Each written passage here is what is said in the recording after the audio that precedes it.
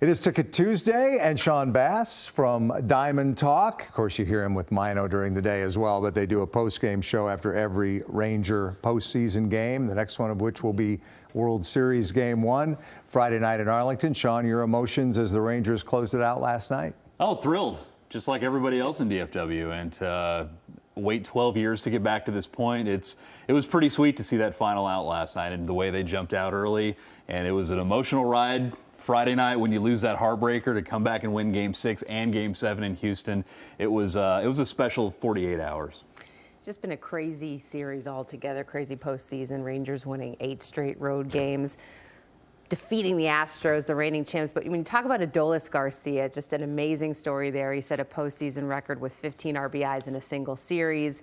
And after that incident where he was hit by a pitch, he's truly hated by Astros fans now. Just what do you think of his performance? They hate him for hitting a home run and celebrating, which I think Rangers fans will, we're somewhat familiar with that back from 2015 with the Blue Jays. But he was a godsend in this series particular. Big bat in the middle of the lineup, driving in runs. But that's the beauty of this offense. Even when one guy like Semien is having an off series, there's 2, 3, 4, 5 guys that can pick him right up. And to have a superstar that's not getting paid much, that's controllable through his arbitration years until 2027. His story is incredible. To be a Cuban defector, to be DFA'd by the Cardinals, to be DFA'd by the Rangers after they picked him up a few years back, and now he's an all-star caliber player. It's really cool that he was able to not only do what he did in the series, but do that on the national stage in those crucial moments. Obviously, he spurred the offense, but it's an offense that had stalled at times in the postseason, and certainly it's not cured in that regard. But how encouraging is it to go into the World Series after scoring 20 runs in the last 2 games? It makes you feel a lot better about things, for sure. And to have Evan Carter just be injected into the lineup pretty much into the postseason, and it sort of changed the whole mentality throughout the lineup. You saw a lot of walks in the Baltimore series. Hopefully they can carry that over against whoever they play in the Fall Classic. And even guys like Nathaniel Lowe, who've been moved down in the order, are hitting timely home runs. And you have Josh Young in the 8th spot, who that guy's not going to be hitting in the 8th spot for the rest of his career. So there's really no breaks with this Rangers offense, and it's hopefully they can do it 4 more times.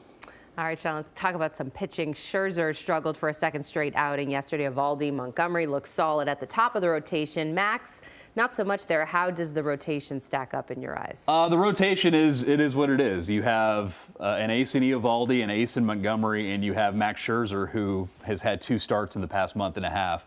I think if it was a normal situation, not a Game 7, maybe he goes a little bit longer. But it's good to see the velocity there. It's good to see the breaking stuff is still sharp. His slider's been an iffy pitch all year, and especially coming back from that shoulder issue recently.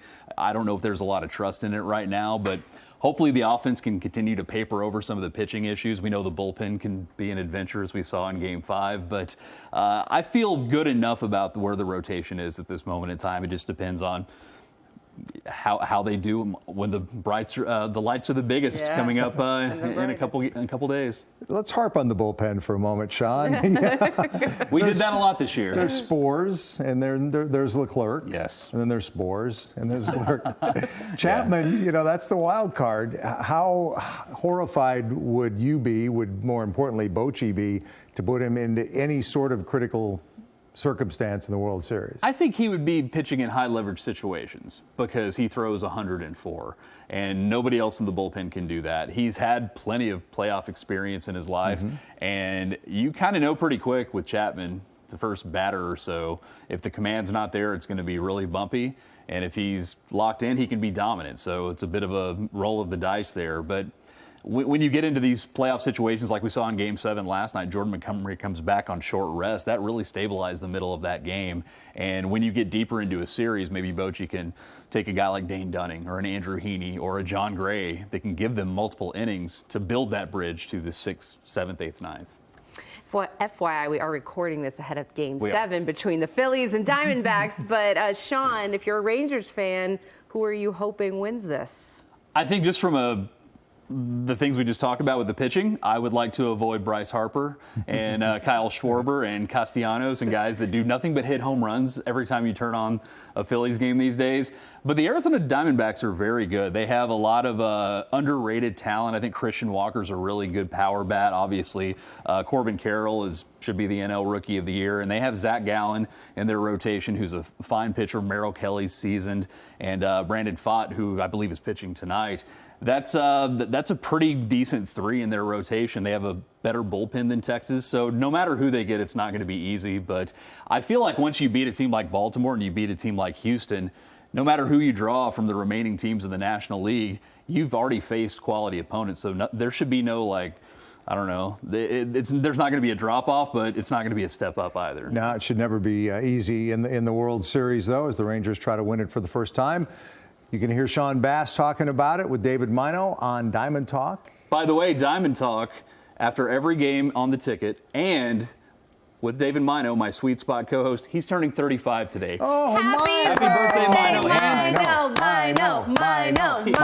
He's probably halfway through a case of Truly right now. So Truly is the drink of choice, huh? For David, yes, especially Okay. on his 35th birthday. Somehow that doesn't surprise me. No, not at Mino, all. happy birthday, Happy Sean. birthday. Thanks. Thank you.